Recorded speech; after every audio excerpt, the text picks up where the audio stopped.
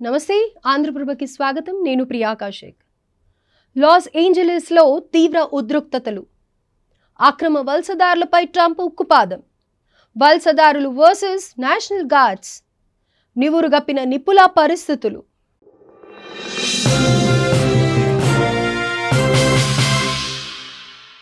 నిన్న మొన్నటి దాకా కారు చుచ్చులు, ఇప్పుడు నిరసన జ్వాలలు.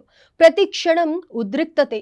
ఓవైపు వలసదారులు ఆందోళనలు, మరోవైపు నేషనల్ గార్డ్స్ మోహరింపుతో లాస్ ఏంజలస్ నివురుగప్పిన నిప్పులా మారింది. అక్రమ వలసదారులపై అమెరికా అధ్యక్షుడు డొనాల్డ్ ట్రంప్ ఉక్కుపాదాన్ని మోపుతున్నారు. ఈ నేపథ్యంలో ట్రంప్ ప్రభుత్వ వైఖరికి నిరసనగా లాస్ ఏంజలస్లో ఆందోళనలు మిన్నంటుతున్నాయి. ఓవైపు నిరసన జ్వాలలు రగులుతుండగా ట్రంప్ సర్కార్ నేషనల్ గార్డెన్స్ ను భారీగా మోహరించింది. దీంతో వేలాది మంది ఆందోళనకారులు విధ్వంసానికి దిగారు.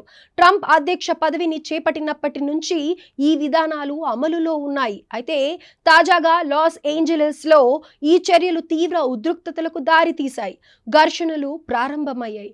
పరిస్థితిని అదుపులోకి తీసుకురావడానికి పోలీసులు బాష్పవాయు గోళాలు, పెప్పర్ స్ప్రేలను ఉపయోగించగా ఆందోళనకారులు తిరిగి పోలీసులపై రాళ్లు రువ్వారు. అంతటితో ఆగకుండా వాహనాలు కాల్చి బూడిద చేశారు. లాస్ ఏంజలస్ లో అమెరికాలోని రెండో అతిపెద్ద నగరం ఈ ప్రాంతం.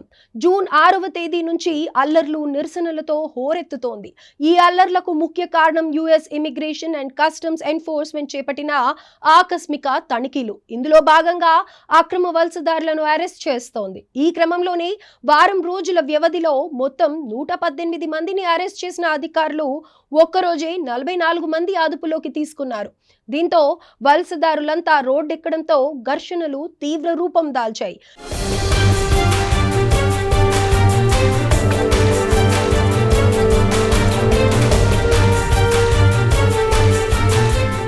ఈ క్రమంలోనే service employees international union California అధ్యక్షుడు డేవిడ్ హుయాటోతో పాటు ఇతర నాయకులను కూడా అధికారులు అరెస్ట్ చేశారని తెలుస్తోంది.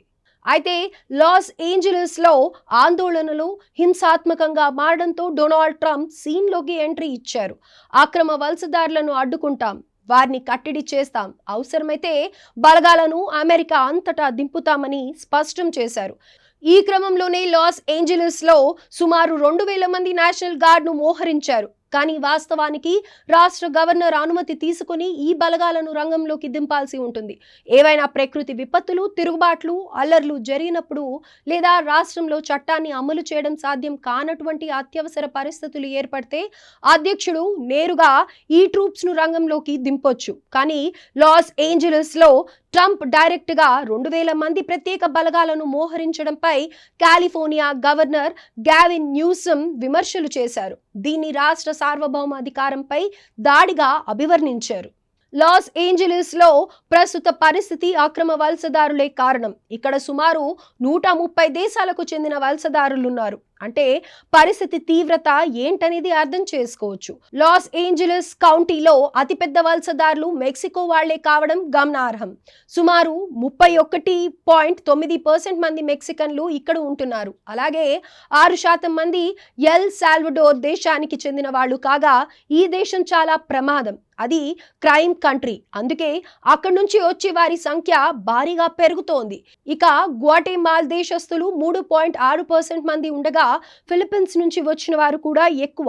మొత్తంగా వలసదారులలో 49% మంది లాటిన్ అమెరికా నుంచి, 41% మంది ఆసియా నుంచి వచ్చిన వారు ఉన్నారు. అమెరికాలో దాదాపు 1,10,00,000 మంది ఇల్లీగల్ మైగ్రెంట్స్ ఉన్నారు. వీరిలో ఎక్కువ మంది లాస్ ఏంజలస్ లోనే ఉంటున్నారు. అందుకే అక్కడ తిరుగుబాట్లు ఎక్కువ అవుతున్నాయని తెలుస్తోంది. స్థానిక అమెరికన్ల కంటే వలసదారులు ఎక్కువైతే తిరుగుబాట్లు ఉంటాయనడానికి ప్రస్తుత లాస్ ఏంజలస్ పరిస్థితి నిదర్శనం. ఎక్కడెక్కడి నుంచో వచ్చి అమెరికాలో స్థిరపడుతున్నారు.